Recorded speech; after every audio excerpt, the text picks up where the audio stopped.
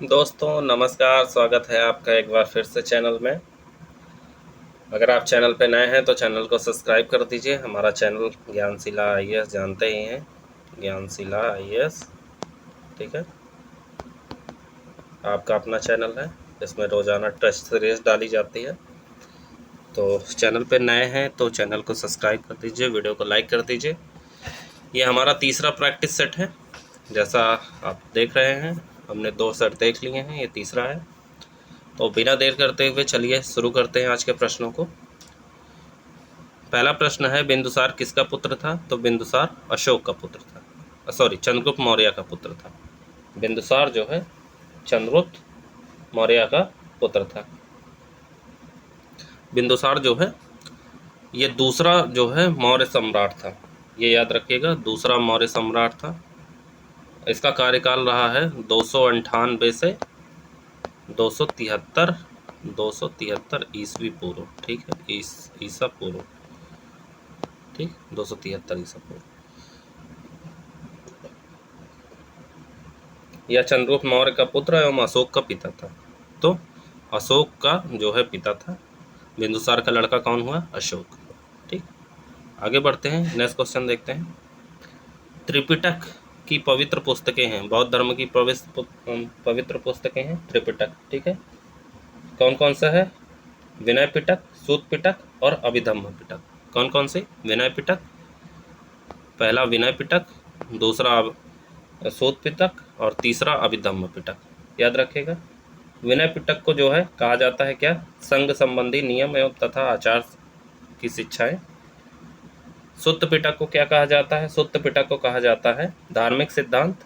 और अभिधम्म पिटक को क्या कहा जाता है? दार्शनिक सिद्धांत। याद रखिएगा, मैं जो बोल रहा हूँ उसको ध्यान से सुनिएगा और याद रखिएगा। चलिए आगे बढ़ते हैं। पाल साम्राज्य का प्रथम शासक कौन था? तो पाल साम्राज्य का प्रथम शासक गोपाल था। ठीक है, इससे याद भी हो जाएगा, पाल गोपाल। आगे है, भारत पर शासन करने वाला प्रथम मुस्लिम राजवंश कौन था? भारत पर यदि कोई मुस्लिम राजवंश शासन किया है तो पहला कौन था? गुलाम वंश। ठीक है, गुलाम वंश जो है पहला मुस्लिम वंश था जिसने शासन किया। गुलाम वंश का शासन जो है 1206 ईस्वी से 1290 ईस्वी तक रहा। ठीक है, 1206 से 1290 ईस्वी तक। अगला प्रश्न है, शिवाजी महाराज के शासनकाल में मंत्रिपरिषद को किस नाम से जाना जाता है? तो अष्टप्रधान के नाम से जाना जाता था। ठीक है, अष्टप्रधान में 8 मंत्रियों की नियुक्ति किया गया था, जिसमें थे पेशवा, अमात्य, मंत्री, सचिव, सुमंत, सेनापति, पंडित राव और न्यायाधीश। ठीक है, यह शिवाजी के राज्य प्रशासन में सचिवों की भांति काम करते थे। अगला है, प्रार्थना समाज के संस्थापक निम्नलिखित में से कौन थे? तो आत्माराम पांडुरंग जो है प्रार्थना समाज के संस्थापक थे। प्रार्थना समाज की स्थापना 1867 ईस्वी में बम्बई में हुई थी। कहाँ? बम्बई। अब तो वर्तमान नाम मुंबई है, पहले बम्बई कहते थे। ठीक है, बम्बई। किसकी प्रेरणा से इन्होंने किया था इसकी स्थापना? तो केशव चंद्र सेन की प्रेरणा लेके आत्माराम पांडुरंग ने प्रार्थना समाज की स्थापना की। अगला है, ककोरी षड्यंत्र मामला किस वर्ष हुआ? तो 1925 में हुआ ककोरी षड्यंत्र मामला। ठीक है, अब ककोरी षड्यंत्र मामला का नाम बदल दिया गया है। अभी लास्ट ईयर जो है उत्तर प्रदेश सरकार ने इसका नाम ककोरी एक्शन ट्रेन कर दिया है। ठीक,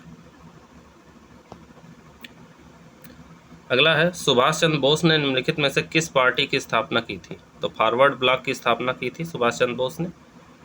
अगला है, अभी मैंने पिछले टेस्ट में बताया कि फॉरवर्ड ब्लॉक की स्थापना कब हुई थी, तो 1939 में। ठीक है, पिछला टेस्ट आपने नहीं देखा तो जाके देख लीजिए, मैंने उसमें बताया है पूरा। अगला है, वह कौन सा अधिनियम था जिसमें भारत में सत्ता ब्रिटिश ईस्ट इंडिया कंपनी से ब्रिटिश क्राउन में स्थानांतरित की गई? तो भारत सरकार अधिनियम 1858 के द्वारा जो है भारत में सत्ता ब्रिटिश ईस्ट इंडिया कंपनी से ब्रिटिश क्राउन में स्थानांतरित कर दी गई। अगला प्रश्न है, स्वराज पार्टी के निर्माण में मोतीलाल नेहरू के साथ निम्न में से किसकी प्रमुख भूमिका थी? तो चित्तरंजन दास प्रमुख भूमिका में रहे हैं। ठीक है, चित्तरंजन दास, ठीक है, जिसे CR दास कहा जाता है। और चित्तरंजन दास इसके अध्यक्ष रहे हैं तथा मोतीलाल नेहरू इसके महासचिव थे। ठीक, याद रखिएगा। अगला है, भारत में सर्वाधिक जैव विविधता पाई जाती है। तो शांत घाटी में सबसे ज़्यादा जैव विविधता का पाई जाती है। शांत घाटी अगर पूछे कोई कहाँ है तो वो है केरल। ठीक है, केरल में है शांत घाटी। केरल के किस जिले में? पलक्कड़ जिले में नीलगिरी पहाड़ी में अवस्थित है। ठीक है, यह भारत का सर्वाधिक जैव विविधता स्थल है। अगर क्वेश्चन आ जाता है किसी भी एग्जाम में तो इसको याद रखिएगा, शांत घाटी में पाई जाती है।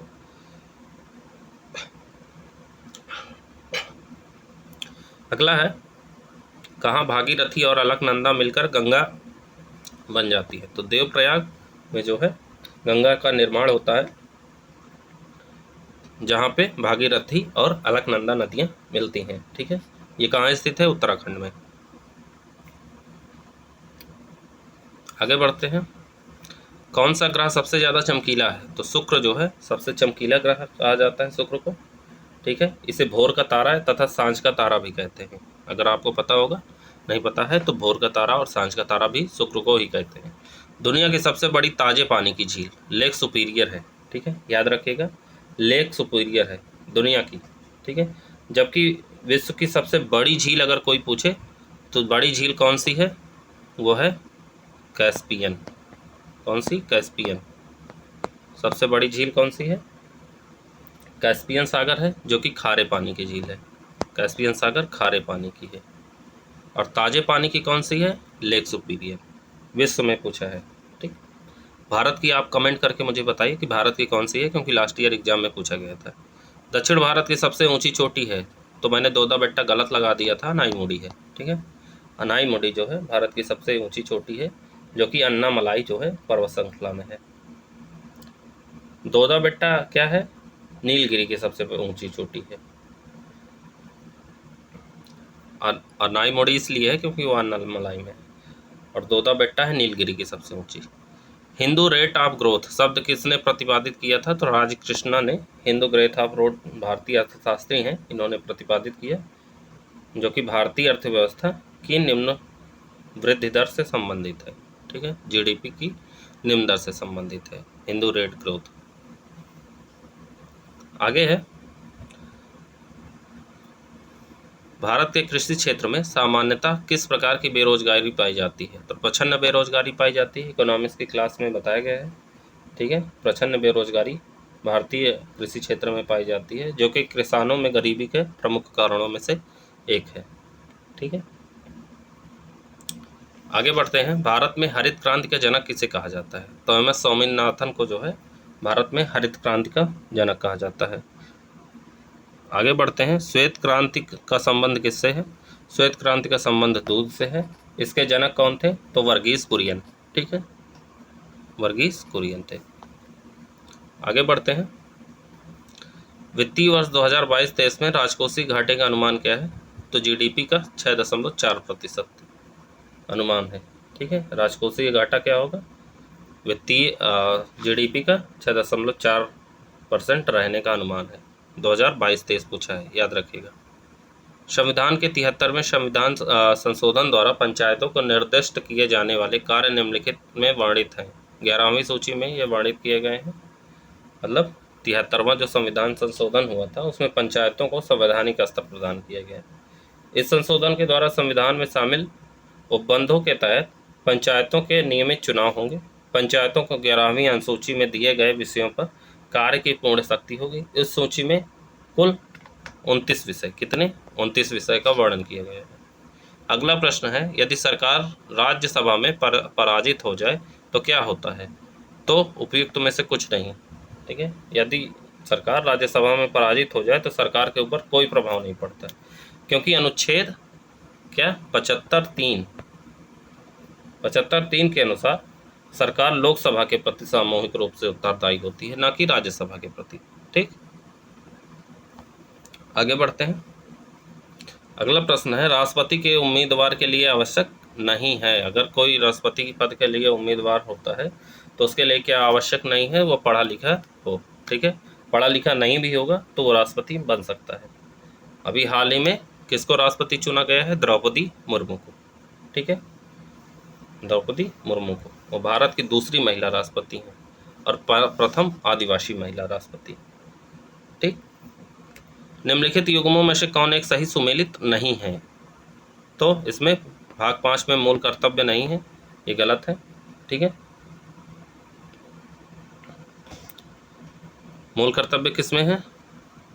इसी भाग 4 को, भाग 4 जो है भाग 4 का ए में है। ठीक है, भाग 4 का ए में मूल कर्तव्य है, याद रखिए। अगला है लोकसभा के लिए चुनाव में निर्वाचित होने के लिए किसी व्यक्ति की न्यूनतम आयु होनी चाहिए 25 वर्ष। यदि लोकसभा का कोई चुनाव लड़ना चाहता है तो उसकी उम्र जो है 25 वर्ष हो। ठीक है, और राज्यसभा में अगर निर्वाचित होना चाहता है तो उसकी न्यूनतम आयु कितनी हो? 30 वर्ष।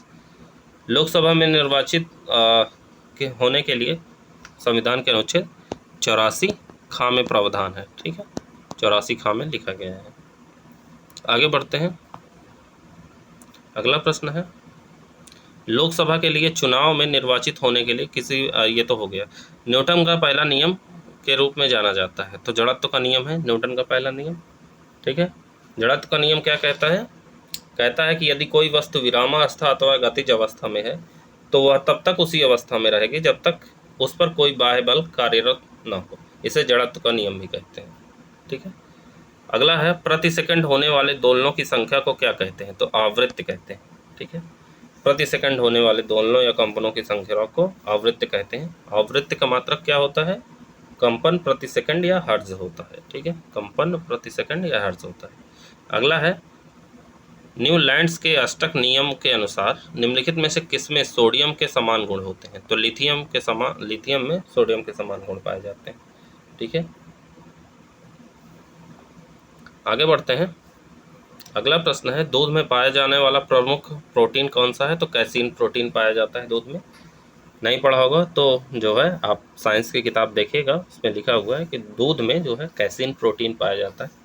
इसी प्रोटीन के कारण दूध जो है सफ़ेद रंग का होता है। गाय के दूध में हल्के पीले रंग का कारण कैरेटीन है। ठीक है, अगर गाय का दूध पूछा जाए तो कैरेटीन के कारण वो पीला होता है। अगर सिर्फ दूध पूछा जाए कि कौन सा प्रोटीन पाया जाता है तो उसमें कैसीन प्रोटीन। ठीक है, कैसीन। अगला है बेरी रोग निम्नलिखित में से किसकी कमी के कारण होता है? तो विटामिन B1 की कमी के कारण होता है, याद रखिएगा। आगे बढ़ते हैं। अगला प्रश्न देखिए, मैथ के दिए गए हैं, समय में टिक है, देख लीजिए। 31 का C, 32 का D, 33 का B। आगे बढ़ते हैं। 34 का C और 35 का C। ठीक है, प्रश्नों को देख लीजिएगा ध्यान से और खुद से सॉल्व करने की कोशिश करिएगा। चलिए आगे बढ़ते हैं, हिंदी के प्रश्नों को देखते हैं। प्रश्न है उत्तरायण का विलोम होता है, तो उत्तरायण का विलोम दक्षिणायन होता है। वह स्त्री जिसका पति परदेश गया हो के लिए विलोम क्या लिए एक शब्द क्या हो जाएगा? प्रोसित पतिका। क्या हो जाएगा? प्रोसित पतिका। निम्नलिखित में से यमुना का पर्यायवाची शब्द नहीं है। कुलंकसा। कुलंकसा जो है यमुना का पर्यायवाची नहीं, बल्कि जो है कुलंकसा किसकी पर्यायवाची है?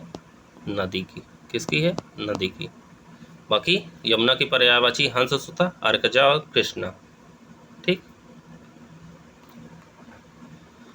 अगला प्रश्न है प्रयोजन का समानार्थी शब्द नहीं है। नियोजन।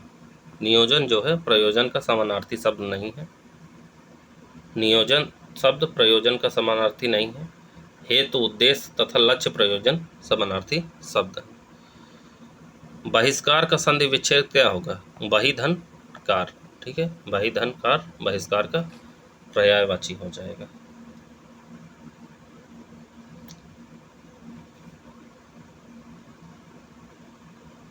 आगे बढ़ते हैं। पैराग्राफ्स दिया गया है, इसे पढ़ेंगे और फिर सॉल्व करने की कोशिश करेंगे। ठीक है, लिखा है my coat pretty warm even though it cost 99 euro. ठीक है, ये जो सिंबल बना है वो यूरो का है, तो 9.99 euro and came from the flea market. I had a label in it Christine Bayor, but I cut it out as soon as I got home. You cannot work where I work and have Christine Bayor in your coat, but you could have a genuine vintage Christine Dior label or something Japanese, or maybe no label because you make your clothes yourself out of retro fabrics that you source a alphiles antique, but no Christine Dior. As I get near Catford Bridge, I start to feel a knot of tension. I really don't want to be late today. My boss has started throwing all sort of hissy fit about people shining in at all times. So I left an extra 20 minutes early in case it was a bad day. I can already see it's go god awful day. There have been having a lot of problems are our lines recently and keep concealing trains with no warning. Trouble is in London rush hour. How you can just cancel train? What are the people who were planning to get on that train supposed to do? Evaporate. ठीक, अब इससे मिलते प्रश्नों को पढ़ेंगे। प्रश्न है, what aspect of the coat she wanted to hide that it was cheap copy. ठीक, आगे बढ़ेंगे। अगला प्रश्न है, the author would prefer to be seen wearing all of the following types of cloth except those with the Christine Dior label. Why is her boss angry? Because employees were coming late to work. Give synonym of the following. Amiable. Amiable का जो है synonyms क्या हो जाएगा?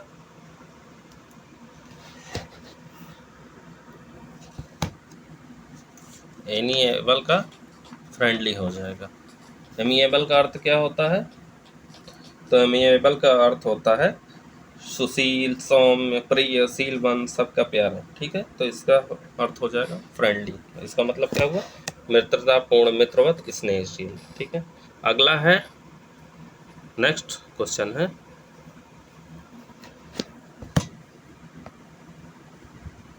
Give antonyms for the following words. Aim. Aim का मतलब क्या होता है? लक्ष्य, उद्देश्य, ध्येय, प्रयोजन। तो इसका पर्यायवाची क्या हो जाएगा? इसका पर्यायवाची हो जाएगा पर्पस। ठीक है,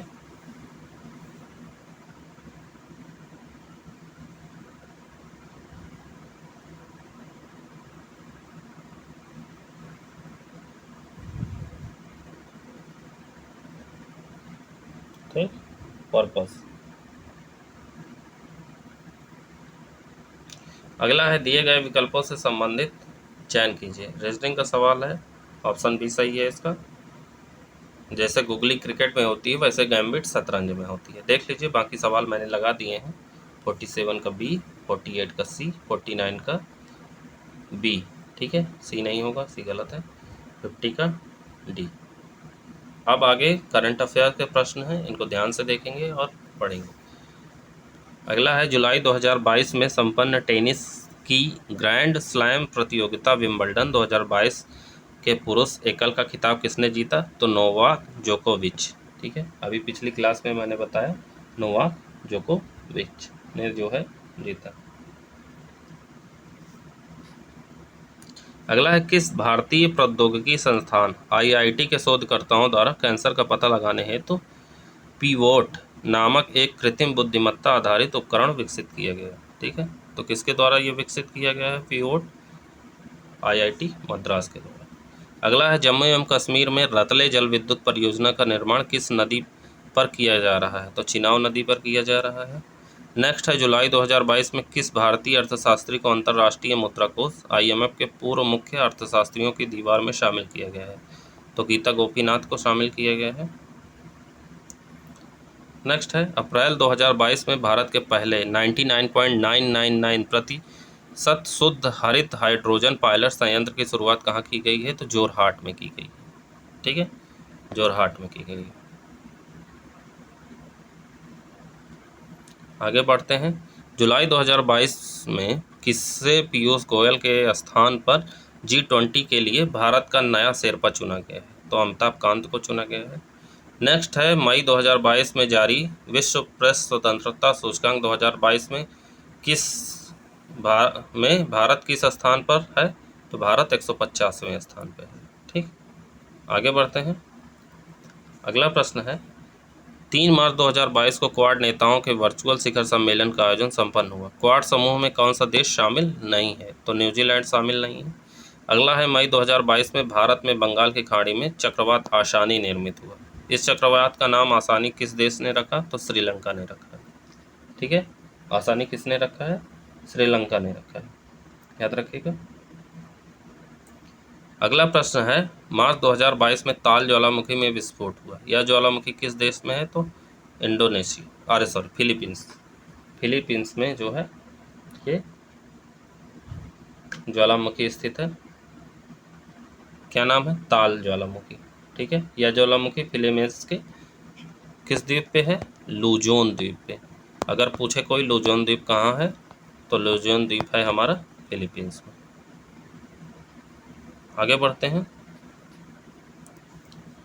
निम्नलिखित में से कौन सा भारत का शास्त्रीय नृत्य नहीं है? शास्त्रीय नृत्य भांगड़ा नहीं है। ठीक है, शास्त्रीय नृत्य कौन से होते हैं? जैसे कथकली, ओडिसी, मोहिनी अट्टम। ठीक है, ये सारे शास्त्रीय नृत्य हैं। क्षेत्रफल की दृष्टि से भारत का सबसे बड़ा राज्य कौन सा है? तो राजस्थान है। क्षेत्रफल की दृष्टि से पूछा गया है तो राजस्थान है। ठीक है, इसका क्षेत्रफल कितना है? 3,42,239 किलोमीटर। ठीक है, वर्ग किलोमीटर।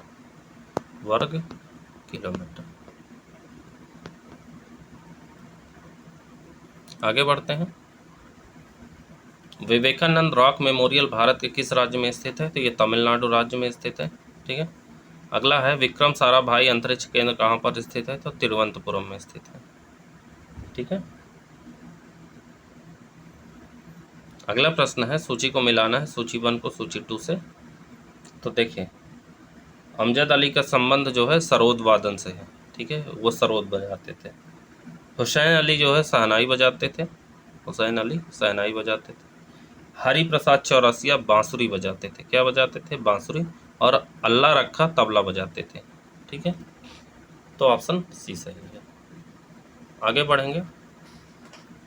इंडोनेशिया की मुद्रा कौन है? तो रुपया। इंडोनेशिया की मुद्रा कौन सी है? मुद्रा। ठीक, रुपया भारत की भी मुद्रा है। अच्छा, रुपया जो है इंडोनेशिया की है और रुपया जो है ये भारत की है। रुपया कहाँ की है? भारत की, याद रखिएगा। आगे है, मई 2022 में इंटरनेशनल बुकर प्राइज 2022 किसने जीता है? तो गीतांजलि श्री ने जीता है। क्या? इंटरनेशनल बुकर प्राइज 2022 का गीतांजलि श्री ने जीता है। आगे बढ़ते हैं। मई 2022 में संपन्न हुए UEFA चैंपियन लीग 2021-22 का खिताब किस फुटबॉल क्लब ने जीता है? तो रियल मैड्रिड ने जीता है। याद रखिएगा, पूछा जा सकता है, इंपॉर्टेंट क्वेश्चन है। नेक्स्ट है, जून 2022 में अबू धाबी UAE में आयोजित 22वें अंतर्राष्ट्रीय भारतीय फिल्म अकादमी पुरस्कार आईफा वितरण समारोह में किस फिल्म को सर्वश्रेष्ठ फिल्म पुरस्कार प्रदान किया गया? तो शेरशाह को प्रदान किया गया। ठीक, अगला है, प्रतिवर्ष विश्व खाद्य सुरक्षा दिवस कब मनाया जाता है? तो 7 जून को मनाया जाता है। 7 जून को विश्व खाद्य सुरक्षा दिवस मनाया जाता है, याद रखिएगा। अच्छा, इस विषय का इस साल का जो है 2022 का मुख्य विषय क्या रहा है? थीम जिसे कहते हैं। तो इस जो है साल का थीम रहा है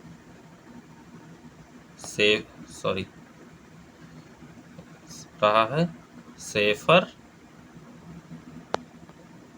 फूड बेटर हेल्थ। ठीक है, safer food better health. Hindi अनुवाद अगर करेंगे, सुरक्षित भोजन बेहतर स्वास्थ्य। आगे पैराग्राफ दिया गया है, इसको पढ़ेंगे और फिर उसके उत्तर जानेंगे प्रश्नों के। लघु उद्योग उन उद्योगों को कहा जाता है जिनके समारंभ में एवं आयोजन के लिए भारी भरकम साधनों की आवश्यकता नहीं पड़ती है। वे थोड़े से स्थान पर थोड़ी पूंजी और अल्प साधनों से ही प्रारंभ किए जा सकते हैं, फिर भी उनसे सुनिश्चित ढंग से अधिकाधिक लाभ प्राप्त करके देश की निर्धनता, गरीबी और विषमताओं से एक सीमा तक लड़ा जा सकता है। अपने आकार, प्रकार तथा साधनों की लघुता व अल्पता के कारण ही इस प्रकार के उद्योग धंधों को कुटीर उद्योग कहा जाता है। इस प्रकार के उद्योग धंधे अपने घर में भी आरंभ किए जा सकते हैं और अपने सीमित साधनों का सदुपयोग करके आर्थिक लाभ कमाया जा सकता है और सुखी समृद्ध बना जा सकता है। भारत जैसे देश के लिए तो इस प्रकार के लघु उद्योगों का महत्व और भी बढ़ जाता है, क्योंकि यहाँ युवाओं की एक बहुत बड़ी संख्या बेरोजगार है। इसी कारण महात्मा गांधी ने मशीनीकरण का विरोध किया था।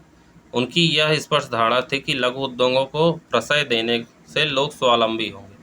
मजदूर किसान फसलों की बुआई कटाई से फुर्सत पाकर अपने खाली समय का सदुपयोग कर सकें। इस प्रकार आर्थिक समृद्धि तो बढ़ेगी ही, साथ ही लोगों को अपने घर के पास रोजगार मिल सकेगा। तो इससे जुड़े प्रश्नों को देखते हैं। उन उद्योगों को लघु उद्योग कहा जाता है जो कम साधनों से शुरू किए जा सकते हैं। मशीनीकरण से तात्पर्य क्या है? तो मशीनों का अधिकाधिक जो है उपयोग। अगला प्रश्न है, आगे बढ़ते हैं। अगला प्रश्न है, लघु उद्योगों को प्रश्रय देने के संदर्भ में गांधी जी की क्या धारणा थी? तो लोगों को आर्थिक रूप से आत्मनिर्भर बनाया जा सके। अगला है, भारत जैसे देश के लिए लघु उद्योग धंधों का महत्व क्यों बढ़ जाता है? क्योंकि यह बहुत से लोगों को काम की जरूरत है। अगला है, गद्यांश के अनुसार प्रश्रय शब्द का भाव है, तो संरक्षण देना इसका भाव है। ठीक, आगे फिर पैराग्राफ दिया गया है, इसको पढ़ते हैं और फिर उसके उत्तर देखते हैं प्रश्नों के। हमें स्वतंत्र हुए 15 वर्ष ही हुए थे कि पड़ोसी चीन ने हमारी पीठ में छुरा भोंक दिया। उत्तरी सीमा की सफ़ेद बर्फीली चोटियों शहीदों के खून से सनकर लाल हो गई। हजारों माओं की गोदें सूनी हुई, हजारों की मांग का सिंदूर पुछ गया और लाखों अभागे बच्चे पिता के प्यार से वंचित हो गए। गणतंत्र दिवस निकट आ रहा था, देश का माहौल पस्त था, कोई उमंग नहीं रह गई थी पर्व मनाने की। तब यह सोचा गया कि जानी मानी फिल्मी हस्तियां आयोजन में शामिल हों तो भीड़ उमड़ेगी। वहाँ कोई ऐसा गीत प्रस्तुत हो कि लोगों को दिलों को छूकर उन्हें झकझोर कर सके। चुनौती फिल्म जगत तक पहुंची। एक नौजवान गीतकार प्रदीप ने चुनौती स्वीकारने का मन बनाया और गीत लिखना शुरू किया, लेकिन सुर और स्वर के बिना गीत के। प्रदीप संगीत निर्देशक श्री रामचंद्र के पास पहुंचे। उन्हें गीत पसंद आया और रक्षा मंत्रालय को सूचना दे दी गई। 26 जनवरी का शुभ दिन आया। लाखों की भीड़ बड़ी उत्सुकता से प्रतीक्षा कर रही थी। तब तक जो धुन बन रही थी वह हटी और थोड़ी देर शांति रही।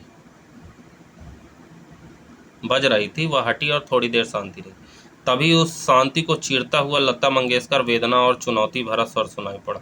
ऐ मेरे वतन के लोगों, जरा आंख में भर लो पानी।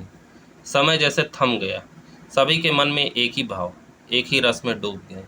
गीत समाप्त हुआ तो लगभग 2 लाख लोग सिसक रहे थे। आंसू थे कि थमते ही ना थे। ठीक, अब इससे जुड़े प्रश्नों को देखते हैं। आए मेरे वतन के लोगों गीत के बारे में क्या सच नहीं है? तो मन्ना डे ने सुर दिया, यह सच नहीं है। श्री रामचंद्र ने इसको संगीत दिया था, लता मंगेशकर ने स्वर दिया और प्रदीप ने इसे लिखा था। ठीक है, अभी कभी क्वेश्चन आ जाए या किसी ने पूछ ले तो आप बता सकेंगे। भारत में 26 जनवरी का पर्व मनाने की उमंग न रहने का कारण था हजारों युवकों का शहीद होना। रक्षा मंत्रालय को क्या सूचना दी गई होगी? गीत प्रस्तुत करने की चुनौती स्वीकार है। अगला है, पीठ में छुरा भोंकना का अर्थ क्या है? विश्वासघात करना। जानी मानी फिल्मी हस्तियों को बुलाने का निर्णय क्यों लिया गया? भीड़ जुटाने के लिए। ठीक, अब हमारे 81 से लेके 100 तक के प्रश्न जो है उसी तरह के प्रश्न हैं जो पिछले टेस्ट में थे। ठीक है, पहला प्रश्न जो है 81 से लेके 85 तक तालिका वाला प्रश्न है। अब देख लीजिए, नीचे रेखा चित्र दिए गए हैं, प्रश्न को ध्यान से देख लीजिए। अब इनसे जुड़े प्रश्नों को भी देख लीजिए। ठीक है, 81 का ए, 82 का ए, 83 का सी, 84 का बी, 85 का डी। ठीक है, प्रश्न को खुद से सॉल्व करने की कोशिश करिएगा। 86 से लेकर 90 तक के प्रश्नों के लिए ये आलेख दिया गया है, ग्राफ दिया गया है। आप ग्राफ को ध्यान से देख लीजिए और फिर खुद से सॉल्व करिएगा। चलिए प्रश्नों को इनके देख लीजिए। 86 का बी होगा, सी नहीं होगा, सी गलती से लग गया था। 87 का सी होगा। ठीक, दोनों प्रश्न कर लीजिएगा।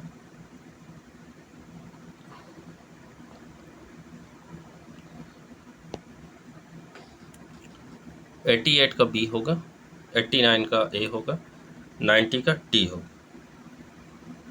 ठीक, अब 91 से लेकर 95 तक के लिए ये तालिका दी गई है, आप इसको ध्यान से देख लीजिए।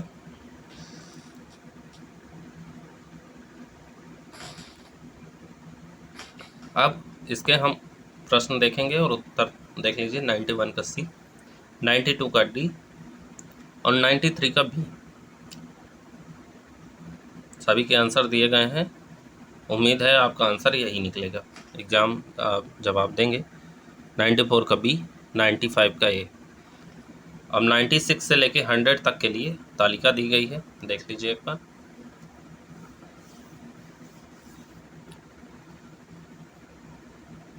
चलिए प्रश्नों को देखते हैं।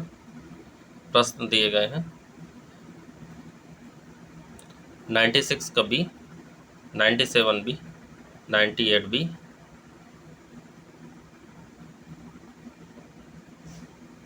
99 का ए और 100 का सी।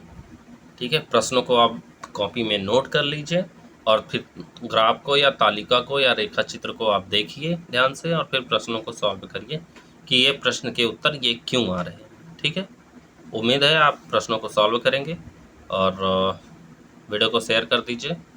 ठीक है, चलिए मिलते हैं नेक्स्ट वीडियो में। तब तक के लिए थैंक यू सो मच। जय हिंद, जय भारत।